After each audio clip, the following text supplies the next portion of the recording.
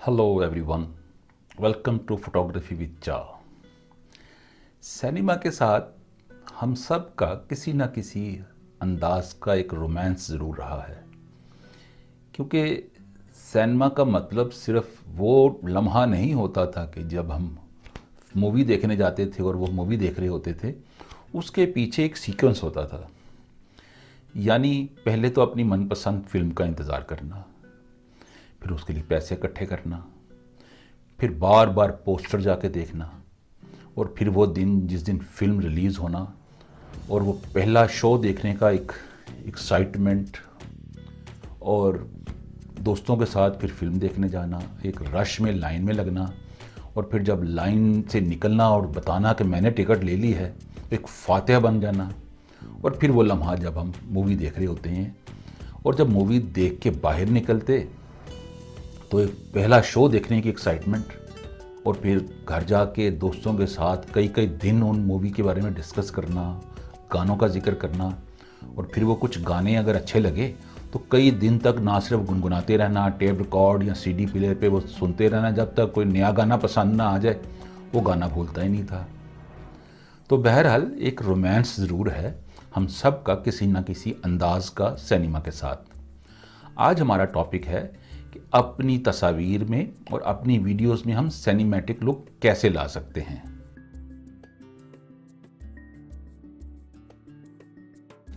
अपनी तस्वीर और वीडियोस में सिनेमैटिक लुक कैसे लाई जा सकती है, इस पे हम 3 स्टेप्स में बात करेंगे। पहले स्टेप में हम बात करेंगे कि सिनेमैटिक लुक होती क्या है।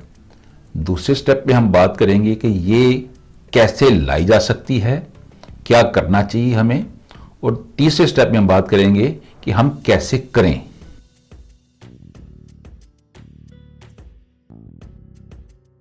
सिनेमैटिक लुक यानी सिनेमा जैसी लुक। अब हम इसको देखते हैं कि सिनेमा होता क्या है। जब आप सिनेमा में मूवी देखने जाते हैं तो हॉल की तमाम लाइट्स ऑफ कर दी जाती हैं और एक बहुत बड़ी स्क्रीन आपके सामने जिस पे तस्वीर चलनी शुरू होती हैं, और उसका एक साउंड सिस्टम है कि जिसकी आवाज़ इतनी ज़्यादा है कि आप उस तस्वीर में या उस मूवी जो आपके सामने चल रही है छोटी सी छोटी आवाज़ भी सुन लेते हैं आप। जैसे हवा चल रही है तो हवा की आवाज़ भी आपको आ रही है, हल्की सी सरसराहट भी आपको उस म्यूज़िक के ज़रिए, उस साउंड सिस्टम के ज़रिए आप तक पहुंच पा रही है। यानी उन लोगों ने जिन्होंने ये सिनेमा का माहौल बनाया, आपको बाहर की दुनिया से डिस्कनेक्ट कर दिया और आपके जज्बात को और एहसासात को अपने कंट्रोल में ले लिया। देखिए, जब आप मूवी देखने गए हैं तो आपको इस बात का पता है कि ये सब कुछ मसनूई तौर पे रिकॉर्ड किया गया है। इसमें आर्टिस्ट काम कर रहे हैं, इसमें एक स्क्रिप्ट है, इसकी शूटिंग हुई हुई है। लेकिन जब वो चलनी शुरू होती है तस्वीर आपके सामने, तो आपको ऐसे महसूस होता है कि ये सब कुछ हकीकत में हो रहा है और आपके सामने हो रहा है। आप उसके एक एक चीज़ के ऊपर रिएक्ट करते हैं। यानी अगर आप हॉरर मूवी देख रहे हैं तो आपको इतना खौफ आना शुरू होता है कि आपको ऐसा महसूस होता है कि ये करैक्टर स्क्रीन से बाहर आके कहीं हमें पकड़ ना ले। यानी उस खौफ में चले जाते हैं आप। और अगर कोई एक्शन सीन देख रहे हैं, जब कोई एक्शन मूवी चल रही है और उसमें कोई कार चेजिंग का सीन चल रहा है, तो कार की हर मूवमेंट के ऊपर आप भी लहरा रहे होते हैं, जैसे कार आप खुद ड्राइव कर रहे हैं। तो बनाने वालों ने उसमें कुछ ऐसे तरीके से रिकॉर्डिंग की है कि कहीं भी आपको मसनूईपन का एहसास ना हो, हर चीज़ आपको हकीकत से करीब तर लगे। तो ये है एक सिनेमैटिक लुक। क्या हम ये खुद कर सकते हैं? क्योंकि सिनेमा के लिए तो बहुत बड़ा बजट है, बहुत सा टाइम लगाया गया है, और बहुत मेहनत की गई है। उसमें स्टंट और पता नहीं क्या क्या चीज़ें यूज़ की गई हैं, और इसलिए इस्तेमाल की गई हैं कि कहीं भी मसनूईपन का शायबा ना हो, हर चीज़ ऐसे लगे कि ये सच में हुई हुई है। तो क्या आप अपने वीडियोस में और तस्वीर में ये लुक दे सकते हैं? यानी अगर हम सिंपल अंदाज में बात करें तो क्या आप अपनी तस्वीर और वीडियोस में वो चस ला सकते हैं कि देखने वाले को एक सिनेमा जैसी फीलिंग महसूस हो? तो इसका जवाब है हाँ। अब हम दूसरे स्टेप में बात करेंगे कि क्या क्या चीज़ें करें कि हमारी तस्वीर में और वीडियो में एक सिनेमा की चस आ जाए। सिनेमा में मूवीज़ के लिए जब भी रिकॉर्डिंग की जाती है तो उसके 3 हिस्से होते हैं। एक हिस्सा होता है प्री रिकॉर्डिंग, एक हिस्सा होता है रिकॉर्डिंग और तीसरा होता है पोस्ट रिकॉर्डिंग यानी पोस्ट प्रोडक्शन। तो अगर आप ऑर्गेनाइज तरीके से, अरेंज तरीके से अपनी चीज़ें कर लें तो आप भी वो सिनेमा की लुक दे सकते हैं। देखिए, आम वीडियो में और सिनेमैटिक लुक में फ़र्क क्या है। वीडियो में तो आप कैंडिड शूटिंग करते हैं, जो भी चीज़ नज़र आ रही है होती है, आप उसको अरेंज नहीं करते, आप शूट कर रहे होते हैं। लेकिन जब आप सिनेमैटिक लुक देना चाहते हैं अपनी तस्वीर या वीडियोस को, तो आप अरेंज करेंगे, आप ऑर्गेनाइज करेंगे अपनी रिकॉर्डिंग को। आपको पता होगा कि मैं करने क्या जा रहा हूँ, मैंने शॉट्स कौन से लेने हैं। यानी आप अपने शॉट्स को सजाएंगे, अपनी रिकॉर्डिंग को सजाएंगे, उसकी बेस्ट लाइटिंग करेंगे, उसके शॉट्स को प्लान कर लेंगे, शॉट्स को पहले से डिसाइड कर लेंगे। फिर आप अपने कैमरे की जो भी एक लिमिटेशंस हैं उसमें रहते हुए हर मुमकिन बेहतर से बेहतर रिकॉर्डिंग करने की कोशिश करेंगे। तो पहला स्टेप ये है कि जब आप रिकॉर्डिंग करने लगें तो उससे पहले आपके पास एक स्क्रिप्ट होना चाहिए, चाहे मुख्तसर सा हो। अगर आपकी बहुत ही मुख्तसर कोई शूटिंग है तो फिर भी आपके जहन में और कागज़ के ऊपर एक स्क्रिप्ट होना चाहिए। उस स्क्रिप्ट के सामने आपने शॉट्स डिवीजनिंग करनी है कि मैंने करना क्या है, इस सीन में मुझे कौन से शॉट्स चाहिए, फिर मैंने लॉन्ग शॉट कहाँ लेना है, क्लोजअप्स कहाँ हैं और दूसरे एनवायरनमेंट के शॉट्स किधर हैं। आपने तमाम शॉट्स पहले से लिख लेने हैं स्क्रीन उसके ऊपर, पेपर के ऊपर। शूटिंग से पहले आपको पता होना चाहिए कि आपने करना क्या है, आपकी रिक्वायरमेंट क्या है, आपको कौन सी लाइट चाहिए, आपको कौन सी लोकेशन चाहिए और आपकी सीन हैं क्या क्या। जो आप सीन करने जा रहे हैं उसमें उसको कहते हैं सीक्वेंस, यानी एक सीक्वेंस में चेन ऑफ शॉट्स हैं।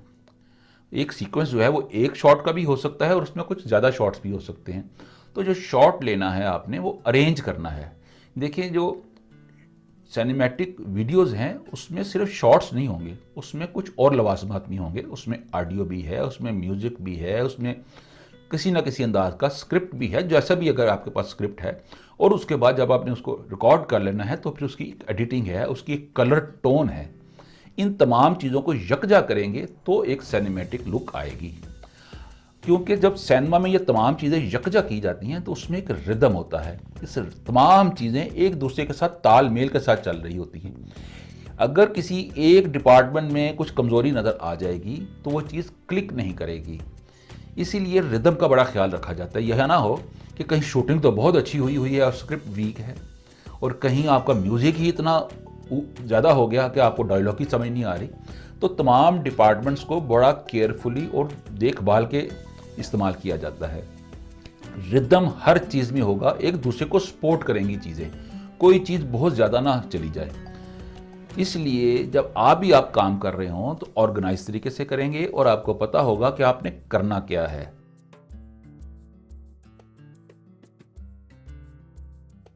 अब दूसरा हिस्सा आता है शूटिंग का, कि अब आपने शूटिंग करनी है और वो कैसे करनी है। सबसे पहले देखें, आपने डिसाइड कर लिया कि आपने शॉट्स कौन कौन से लेने हैं और लाइट आपको कौन कौन सी चाहिए। कोई कहाँ आपको शाम का शॉट लेना है, सुबह का लेना है, या आपने अंदर लेना है, इंडोर लेना है और आपको आर्टिफिशियल लाइट्स चाहिए। तो वो जो बेस्ट पॉसिबल लाइट है वो आपने करनी है, जो भी आपके स्क्रिप्ट की डिमांड हो उसमें आप कॉम्प्रोमाइज़ ना करें। क्योंकि देखें, आपको सबसे पहले जो चीज़ सीखनी है सिनेमैटिक वीडियोज़ के लिए वो है सब्र। जल्दी में काम नहीं करना, आपने हर चीज़ को देखभाल के और बेहतर अंदाज में करना है। जो भी मुमकिन हो वो आपने करना है।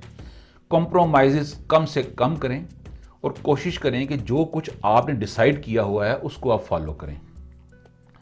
उसके लिए सबसे पहले आपको जो कैमरा और लेंस की आपकी यानी इंतखाब है वो आप देखभाल के करें, या जो भी आपके कैमरा है या जो भी आपके पास लेंस अवेलेबल है उससे आप मैक्सिमम आउटपुट कैसे ले सकते हैं। उसके लिए आपने कैमरे की एक सेटिंग करनी है। अब ये ना हो कि जब आपने 2 या 4 शॉट्स लेने हैं तो हर शॉट एक दूसरे के साथ मैच ही नहीं कर रहा। जो आपने की हुई है उसमें कलर टोन को बहुत एहतियात करना है। शॉट्स आपके कंपोज होने चाहिए, बैलेंस शॉट्स होने चाहिए। अब आपकी ऐसे रिकॉर्डिंग कंप्लीट हो जाएगी। और दूसरी सबसे बात, जर्की शॉट्स नहीं होने चाहिए। अगर आपके पास स्टैंड है तो ट्राइपॉड यूज़ करें, जहाँ अगर गिम्बल बनती है वहाँ वो यूज़ करें। अगर आपके पास ड्रोन और दूसरी तमाम चीज़ें हैं तो वो आप यूज़ करें। अगर नहीं है तो उसके बावजूद आप एक अच्छी रिकॉर्डिंग कर सकते हैं।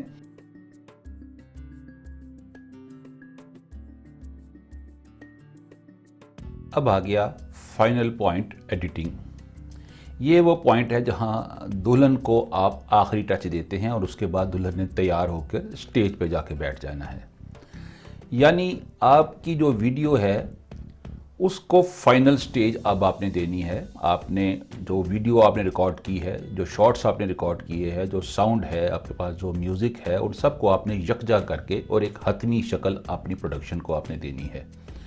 इसको हम पोस्ट प्रोडक्शन भी कहते हैं। अब इस स्टेज में आपने अपने जो अच्छे शॉट्स आपके हैं, जो आपकी स्टोरी के हिसाब से आपने पहले से लिख के लिए हैं, जो या वैसे आपने उस वक्त जो आपके जहन में आया आपने वो शॉट्स ले लिए। अब आपने यहाँ फैसला करना है कि कौन से शॉट्स आपके स्टोरी के लिए बेहतर हैं। कुछ शॉट्स बहुत खूबसूरत होते हैं और वो आप लगाना चाहते हैं लेकिन उनकी स्टोरी में जगह नहीं बन रही होती, तो उनको ज़बरदस्ती शॉट्स को लगाने की कोशिश मत करें। आपको ये हौसला होना चाहिए आप में कि आप अच्छे से अच्छा शॉट अगर स्टोरी में नहीं बन पा रहा तो उसको उठाकर डस्टबिन में फेंक दें। यही एक अच्छे डायरेक्टर की निशानी है कि अच्छा डायरेक्टर अपने स्टोरी और अपने कंटेंट पे फोकस कर रहा होता है, शॉट्स की खूबसूरती में नहीं उलझ जाता। और नेक्स्ट पॉइंट है साउंड, म्यूज़िक और डायलॉग या वॉइस ओवर जो आपने रिकॉर्ड की हुई है उन सबको आपने मिक्स करना है और इस खूबसूरती से मिक्स करना है आपने कि हर चीज़ का एक बैलेंस रहे। बैलेंसिंग यानी मिक्सिंग एक मुश्किल मरहला है, उसके लिए बड़ा तसल्ली से और सब्र के साथ आपने वो रिकॉर्डिंग करनी है। तो अब आपकी ऑडियो वीडियो मिक्स हो गई और अब आपकी वीडियो कंप्लीट हो गई। अब आपने इसमें जो रिकॉर्डिंग की उसमें जो भी खामियां रहेगी वो यहाँ कवर की हैं आपने, और कलर की एक टोन रखी है आपने।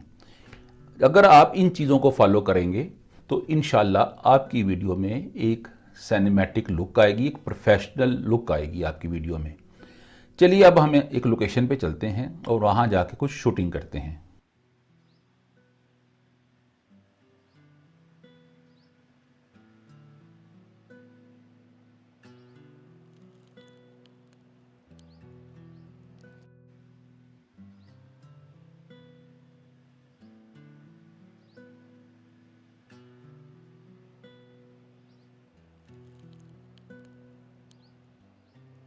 इस शूटिंग में हम 2 कैमरे इस्तेमाल करेंगे और दोनों की सेटिंग हमने एक जैसी रखी है, यानी वाइट बैलेंस दोनों का शैडो पे रखा है हमने कि कलर टोन एक जैसी रहे, और अपर्चर और शटर स्पीड हर शॉट्स के हिसाब से हमने चेंज किया है। तो चलिए अब हम स्टेप बाय स्टेप शूटिंग शुरू करते हैं।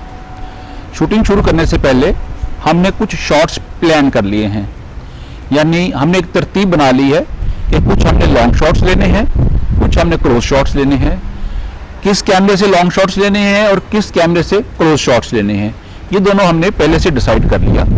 इसलिए जो कैमरा हमने क्लोजअप्स के लिए यूज़ करना है उसमें हमने 50 mm 1.8 का लेंस इस्तेमाल किया, और जिस कैमरे के साथ हमने लॉन्ग शॉट्स लेने हैं उसके लिए हमने 18-135 का लेंस यूज़ किया।